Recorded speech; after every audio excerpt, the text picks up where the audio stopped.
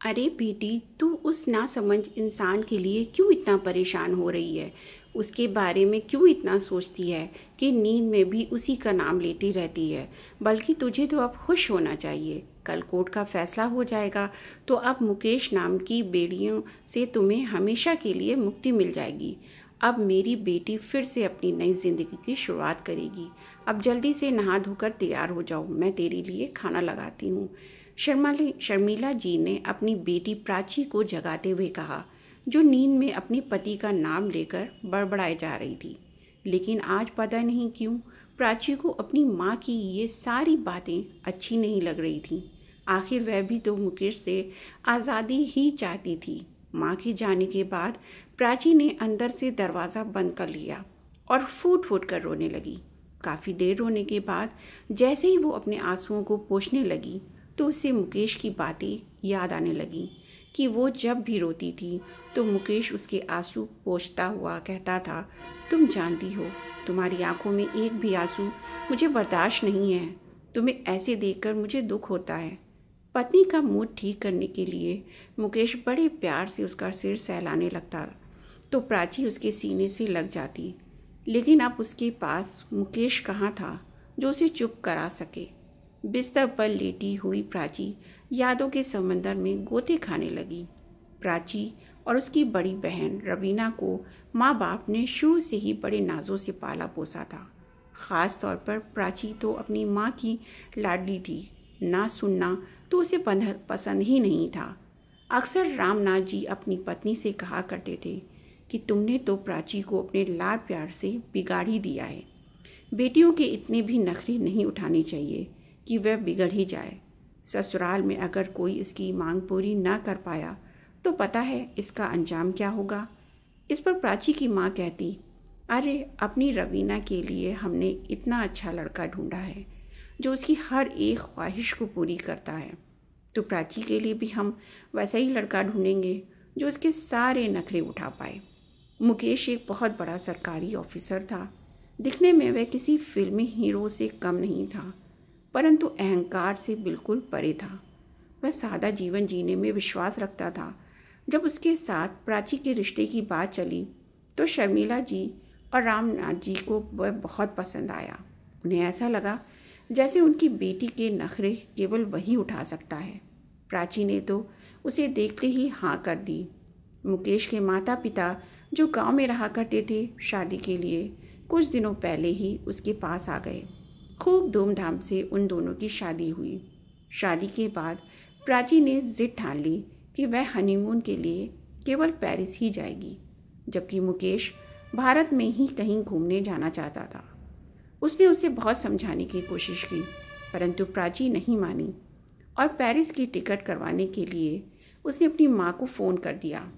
जब इस बारे में मुकेश को पता चला तो उसे बड़ा दुख हुआ और बोला, प्राची, तुमने विदेश की टिकट करवाने के लिए अपनी माँ से क्यों कहा?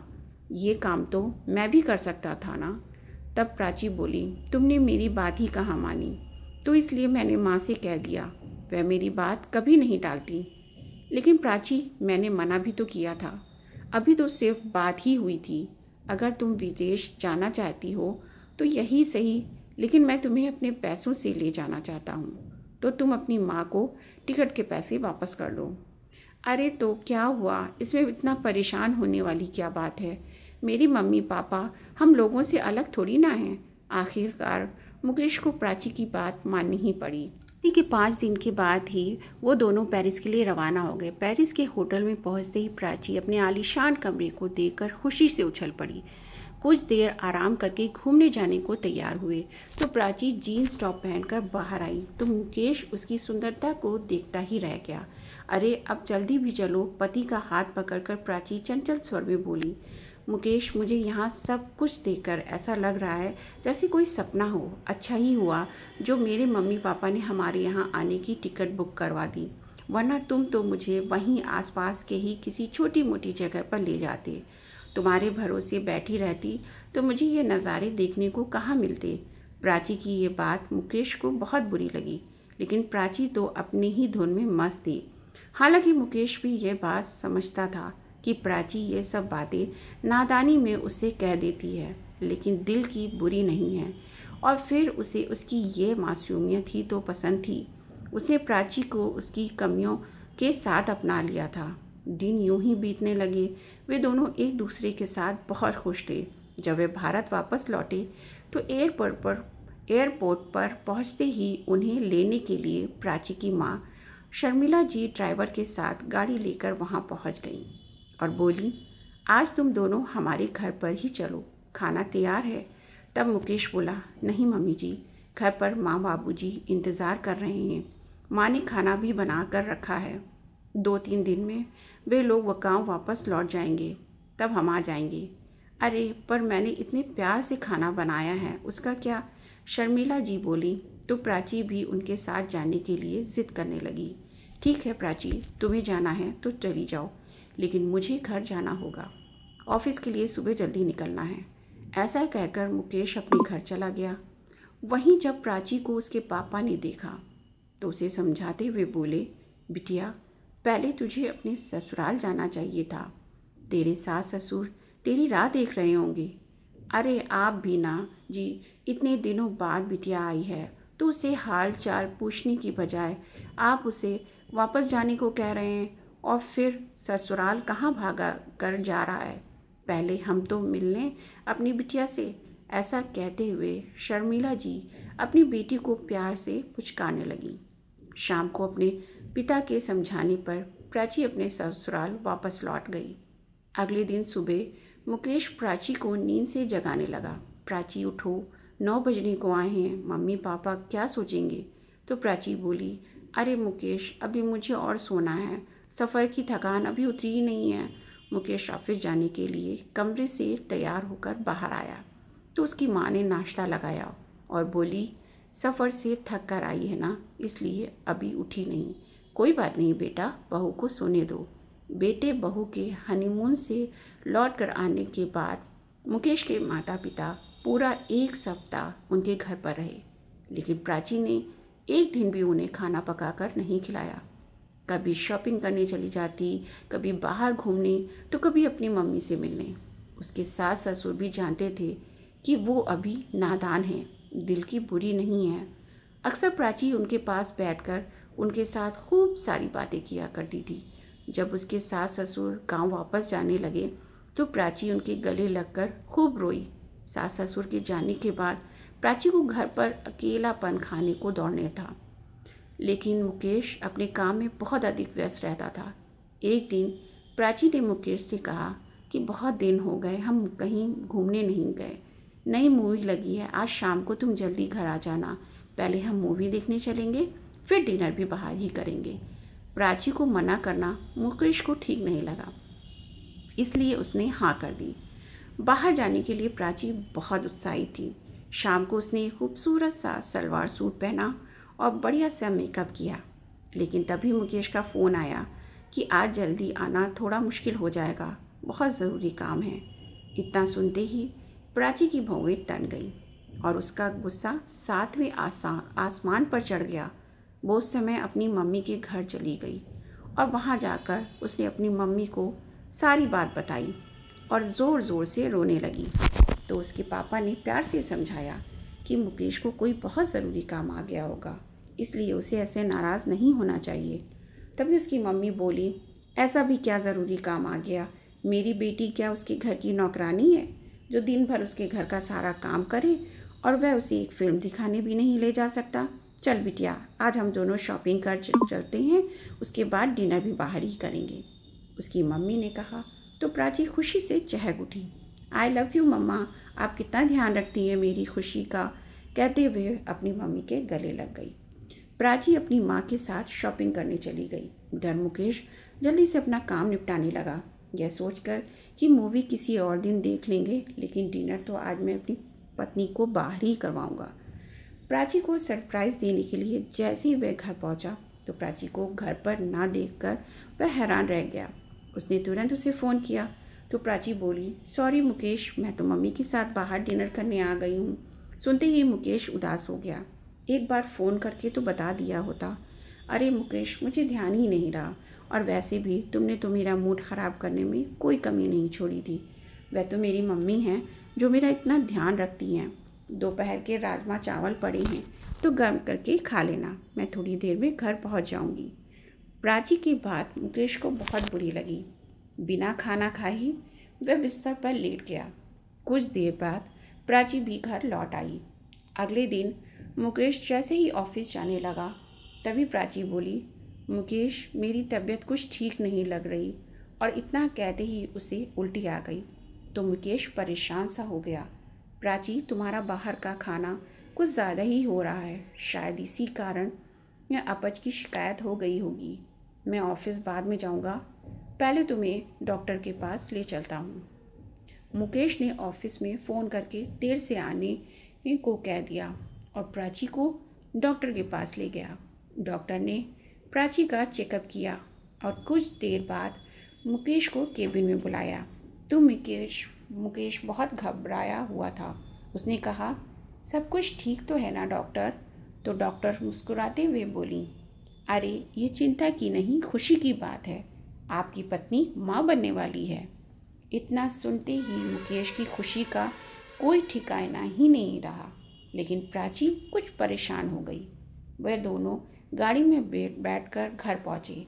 तब प्राची बोली, मुकेश मैं अभी बच्चा नहीं चाहती। उसकी बात सुनकर मुकेश हैरान रह गया और फिर उसे प्यार से समझाते हुए बोला, प्राची अभी तो तुम ये बात कह रही हो, लेकिन जब हमारा बच्चा इस दुनिया में आ जाएगा तब तुम ही उस पर सबसे ज़्यादा प्यार उल्टाओगी, मुझे भी भूल जाओगी। मुकेश के समझाने पर प्राची के चेहरे पर एक हल्की सी मुस्कान आ गई और पति के कंधे पर सर रखकर कुछ देर यूं ही बैठी रही। जब से मुकेश को यह खुशखबरी मिली थी तब से उसकी पूरी कोशिश रहती कि प्राची पर किसी चीज़ का कोई तनाव ना हो। उसे आराम देने के लिए मुकेश ने एक फुल टाइम मेड भी लगवा दी। अभी एक सप्ताह ही बीता था कि एक दिन प्राची के पास उसकी एक सहेली का फ़ोन आया। कुछ देर इधर उधर की बातें करने के बाद प्राची ने उसे बताया कि वह माँ बनने वाली है। तो यह सुनकर उसकी सहेली हैरान होकर बोली, what are you saying Prachi, तुम इतनी बड़ी बेवकूफ़ी कैसे कर सकती हो? अभी तो तुम्हारी शादी हुई थी, लाइफ एंजॉय करने का समय था और तुम इन सब झमेले में फंस गई। एक बार तेरा बच्चा इस दुनिया में आ गया फिर तो तेरी अपनी आज़ादी गई समझो। सहेली की बात सुनकर प्राची बोली, अरे यार क्या बताऊं, मैं भी अभी इन सब बातों में फंसना नहीं चाहती थी, पर अब क्या करूं, मुझे कुछ समझ नहीं आ रहा। मुकेश तो ये बात सुनकर इतना खुश है ना कि मैं बता ही नहीं सकती। अरे यार इन आदमियों का क्या है, फ़र्क तो एक औरत की ज़िंदगी पर पड़ता है, पूरे शरीर का बैलेंस बिगड़ जाता है, ज़िंदगी उथल पुथल हो जाती है। मेरी मान अभी देर नहीं हुई है, अभी भी तो इस परेशानी से छुटकारा पा सकती है। यह कहकर उसने फ़ोन रख दिया। फ़ोन रखने के बाद प्राची सोच में पड़ गई। कभी उसे मुकेश की खुशी का ख्याल आने लगा तो कभी अपनी आज़ाद ज़िंदगी के बारे में सोचने लगी। कुछ देर सोचने के बाद आखिरकार वह एक निर्णय पर पहुंच गई और अपनी माँ को फ़ोन लगाया। सारी बात बताते हुए उसने एक बात स्पष्ट कर दी कि वह ये बच्चा नहीं चाहती। तो उसकी माँ ने भी उसका साथ देते हुए कहा, तुम वही करो बेटी जिसमें तुम्हारी खुशी हो, मैं तुम्हारे हर फैसले में तुम्हारे साथ हूँ। शाम को जब मुकेश घर लौटा तो प्राची ने कहा, मुकेश मैंने फ़ैसला कर लिया है। प्राची की बात सुनकर मुकेश उसे हैरानी से देखने लगा। किस बात का फैसला प्राची? यही कि मैं अभी बच्चा नहीं चाहती। तुम ऐसा सोच भी कैसे सकती हो? अरे एक माँ तो ममता की मूरत होती है और तुम इतनी कठोर हो गई कि अपने ही नन्ही सी जान का गला घोटने को तैयार हो गई। फिर मुकेश ने अपने गुस्से पर काबू किया और बड़े ही प्यार से उसे समझाते हुए बोला, देखो प्राची, इस बच्चे की सारी जिम्मेदारी सिर्फ तुम्हारी नहीं होगी। जब वह रात को जगेगा तो मैं उठकर उसका ख्याल रखूँगा, कपड़े गंदे करेगा तो डायपर भी बदल दूंगा, भूख लगेगी तो दूध की बोतल भी तैयार कर दूंगा। कम ऑन मुकेश, मुझे इमोशनली ब्लैकमेल करने की कोई ज़रूरत नहीं है। मेरी डॉक्टर से बात हो चुकी है, कल हम लोग डॉक्टर के पास चलेंगे इस बच्चे से छुटकारा पाने के लिए। तभी मुकेश ज़ोर से चिल्लाया, तुम सोच भी कैसे सकती हो कि इस काम में मैं तुम्हारा साथ दूंगा।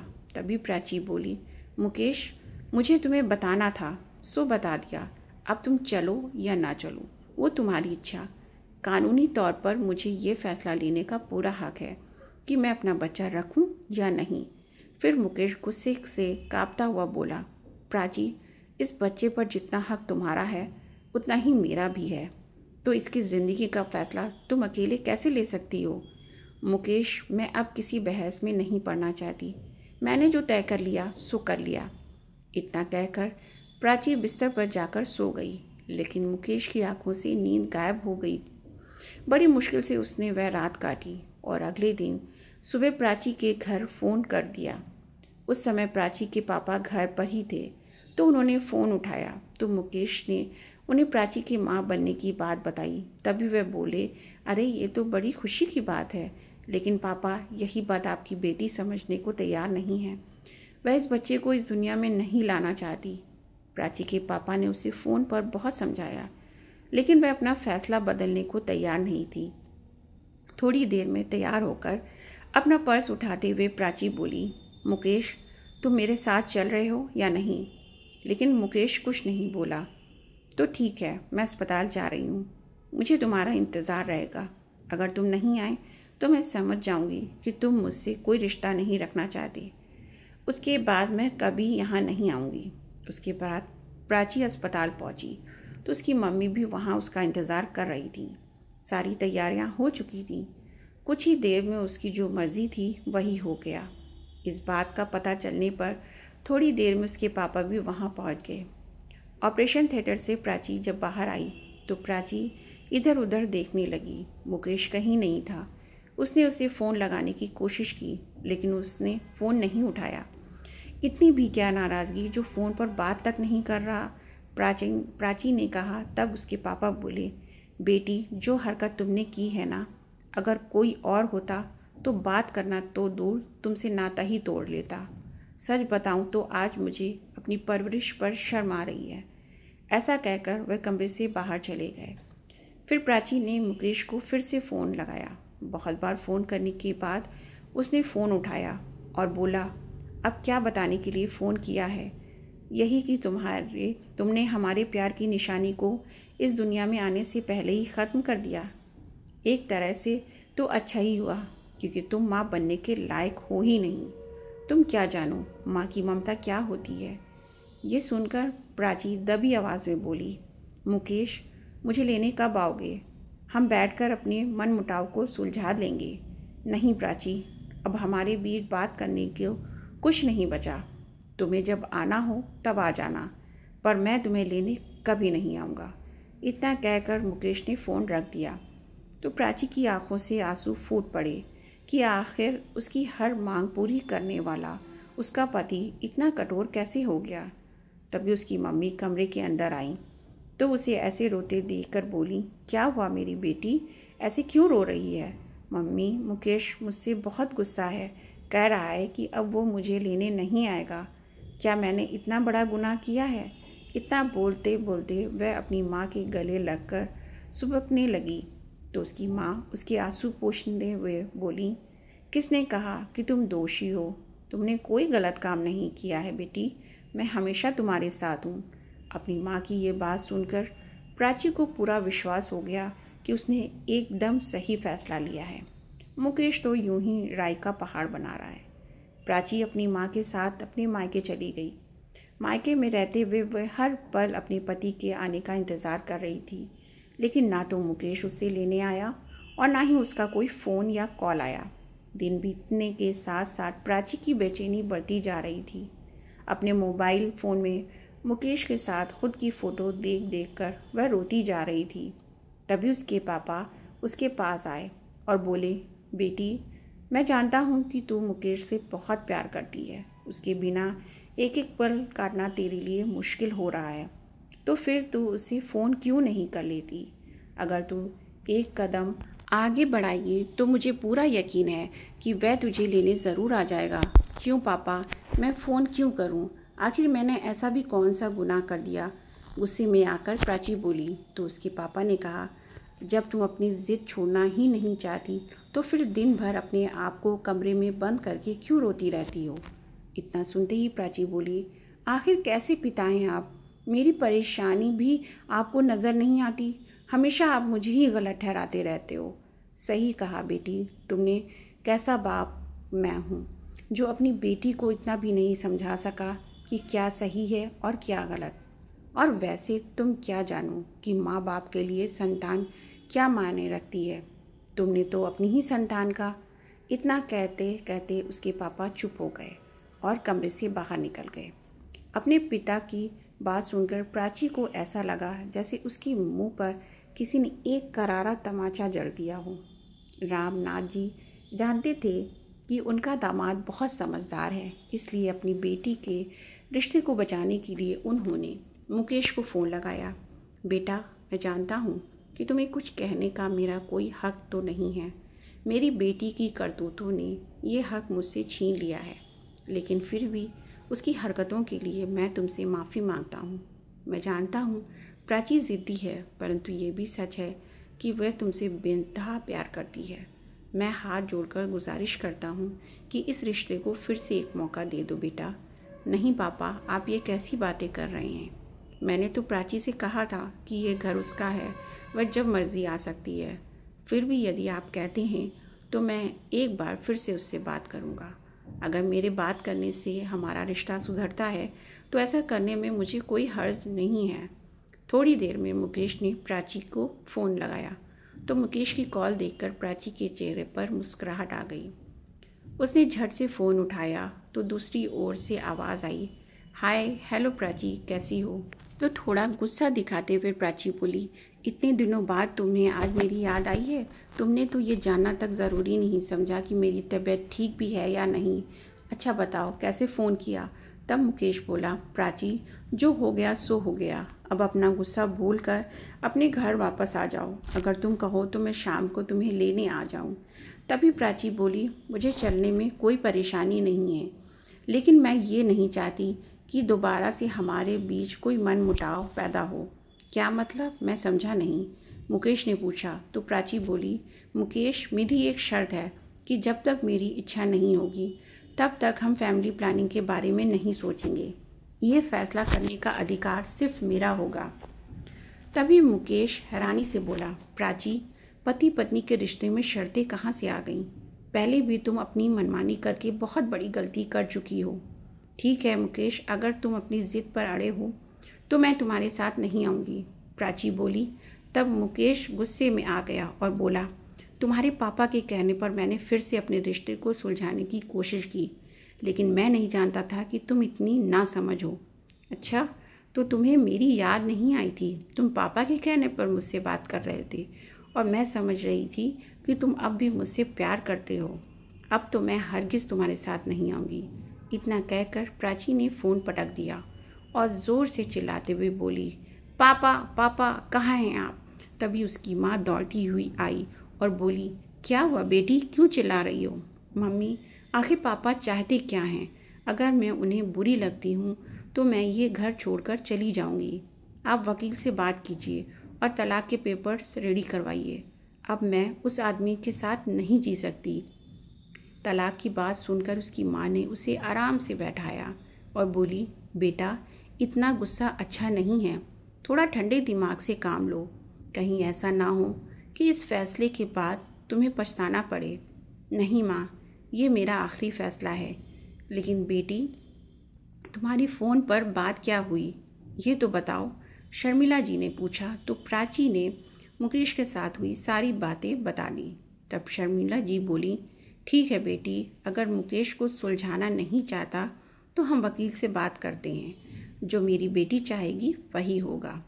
कुछ ही दिनों में मुकेश के पास तलाक के कागज़ पहुंचा दिए गए। जैसे ही उसने वह कागज़ पढ़े तो उसकी हैरानी का ठिकाना ना रहा। उसे तो ऐसा लगा जैसे पूरी धरती हिलने लगी है। सारी पुरानी बातें उसके सामने आने लगी। उसका सर चकराने लगा। अपना सर पकड़कर वह थम से ज़मीन पर बैठ गया। नहीं, मेरी प्राची ऐसा नहीं कर सकती।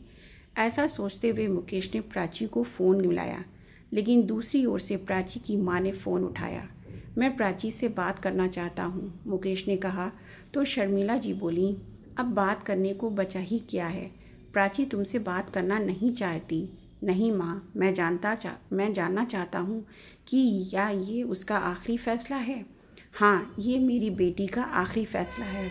अब मेरी बेटी तुम्हारे साथ घुट घुट कर नहीं जीना चाहती।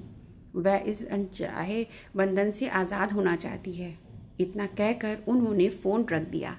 दिन यूं ही बीत गए। एक दिन अपने कमरे में उदास बैठी प्राची का अपनी बहन से बात करने का मन हुआ, तो उसने अपनी बड़ी बहन रवीना को फ़ोन लगा दिया। बात करते हुए रवीना बोली, तुझे क्या बताऊं प्राची, भूख और प्यास के मारे तो मेरी जान ही निकली जा रही है। तब प्राची हैरान होते हुए बोली, अरे तू खाना क्यों नहीं खाया? अरे प्राची, क्या तू नहीं जानती आज करवा चौथ है और मैंने तेरी जीजा जी के लिए व्रत रखा है। अरे तेरे जीजा जी ने मुझे मेरे पसंद की एक बहुत खूबसूरत साड़ी गिफ्ट में दी है। करवा चौथ का नाम सुनते ही प्राची के हाथ से मोबाइल छूट गया। भूखी प्यासी होते हुए भी उसकी बहन कितनी खुश लग रही थी। कितनी लकी है रवीना दीदी, प्राची के मुंह से अचानक निकला। फिर याद आया, खुशकिस्मत तो मैं भी थी। पिछले साल करवा चौथ पर मैं कितनी उत्साहित थी। मेरे लाख मना करने पर मुकेश ने मेरे लिए व्रत रखा था। सारा दिन भूखा प्यासा रहा था मुकेश मेरे साथ और रात को 5 स्टार होटल में डिनर करने ले गया था। सोचते सोचते प्राची के चेहरे पर एक मुस्कान आ गई, लेकिन अगले ही पल उसकी आंखों से झरझर आंसू बहने लगे। दिल के किसी कोने में उसे कहीं ना कहीं अपनी गलती का एहसास हो रहा था। उसका दिल किया कि अभी मुकेश को फ़ोन करके अपने किए की माफ़ी मांग ले। तभी बाहर से उसकी माँ की आवाज़ आई, प्राची देख तो कोई लेटर आया है। प्राची ने खोल कर देखा तो उसमें मुकेश के साइन किए हुए तलाक के कागज़ थे। उसके मन में जज्बातों का तूफान उमड़ आया। मुकेश ने साइन कर दिए, इसका मतलब वह भी अब इस रिश्ते से छुटकारा चाहता है। मैं भी पागल थी जो उससे बात करने की सोच रही थी। ठीक है, अगर उसे मेरी परवाह नहीं है तो मैं क्यों उसे फ़ोन करूं? गुस्से में आकर उसने मोबाइल बिस्तर पर पटक दिया। दिन यूं ही बीतने लगे। एक दिन प्राची बाजार गई तो उसे उसकी सहेली मिली। उसे अपनी सहेली पहले से कुछ पतली सी दिखाई दी। उसका वज़न भी कुछ बढ़ गया था। पूछने पर उसकी सहेली ने बताया कि मैं माँ बनने वाली हूँ। यह सुनकर प्राची के तो होश उड़ गए, क्योंकि उसी सहेली ने उसे बच्चों के चक्कर में ना पड़ने की सलाह दी थी। स्वयं को संभालते हुए प्राची बोली, क्या? लेकिन तू तो मुझे सलाह देती थी कि अभी इस झंझट में पड़ने की ज़रूरत नहीं है, और अब तू ही। हाँ प्राची, वो क्या है ना, अब नहीं तो 1 साल बाद हमें अपने परिवार बढ़ाने के बारे में सोचना ही था, तो क्यों ना अब। इतना सुनते ही प्राची का दिमाग जैसे सुन्न हो गया। उसके बाद वह कुछ नहीं बोल पाई और सीधे घर वापस आ गई। दिमाग में विचारों का तूफान जोर मारने लगा। आज पहली बार उसे अपनी गलती का एहसास हो रहा था।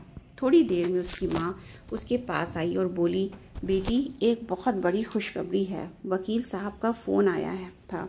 2 दिन बाद कोर्ट में तुम्हारे तलाक को मंजूरी दे दी जाएगी। अब जब तुम उस जेल से आज़ाद हो जाओगी तो मैंने तुम्हारे लिए एक लड़का देखा है। बड़े ही ऊंचे ख़ानदान से है, तुम्हें अपने पलकों पर बिठा कर रखेगा। शर्मिला जी ने कहा तो प्राची ज़ोर से चिल्लाई, मम्मी मुझे दोबारा शादी नहीं करनी, भगवान के लिए मुझे अकेला छोड़ दो प्लीज़। दोपहर से रात हो गई, लेकिन प्राची बस मोबाइल में मुकेश की तस्वीरें देखते ही जा रही थी। तभी उसके पिता रामनाथ जी उसके कमरे में आए और उसके सर को सहलाने लगे। प्राची ने अपने पापा के स्पर्श को महसूस किया तो उनके गले लग गई और उसकी रुलाई फूट पड़ी। तभी रामनाथ जी बोले, बेटी आज तू इतनी दुखी क्यों है? तुझे तो खुश होना चाहिए था। तू जो चाहती थी आखिर वही तो हो रहा है। आप सही कहते थे पापा, मेरी जिद और अहंकार ने ही मुझे ये एकदम अकेला कर दिया है। पापा, कितना दुख दिया मैंने उस इंसान को जिसने हर हाल में मेरा साथ दिया। अब तो मुझे खुद पर ही घिन आने लगी है। काश तुम ये बात पहले समझ जाती बेटा। तुझे ऐसा देखकर मेरे दिल पर क्या बीत रही है ये मैं ही जानता हूँ।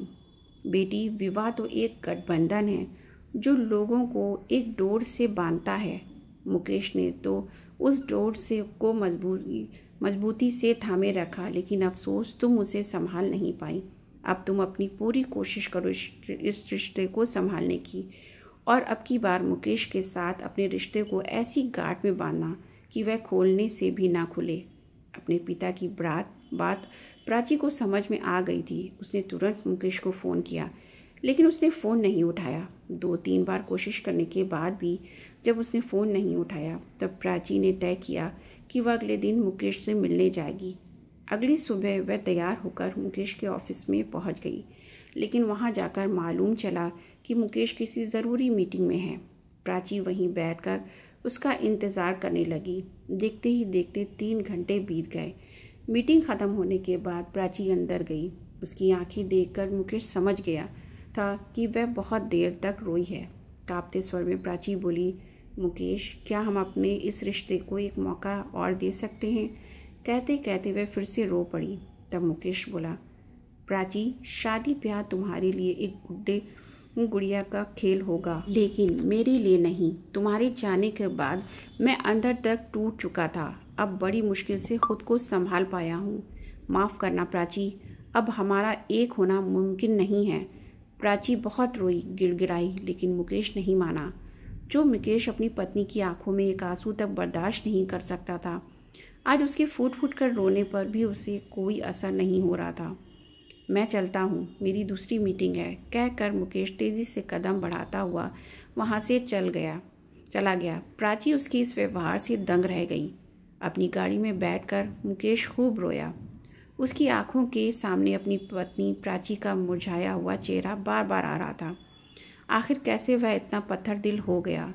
खुद को शांत करके उसने प्राची के पिता रामनाथ जी को फ़ोन किया और बोला, क्यों पापा, आपने मुझे ऐसा करने को क्यों कहा? अपनी प्राची का मैंने कितना दिल दुखा दिया, जबकि उसकी आंखों में पश्चाताप मुझे साफ नज़र आ रहा था।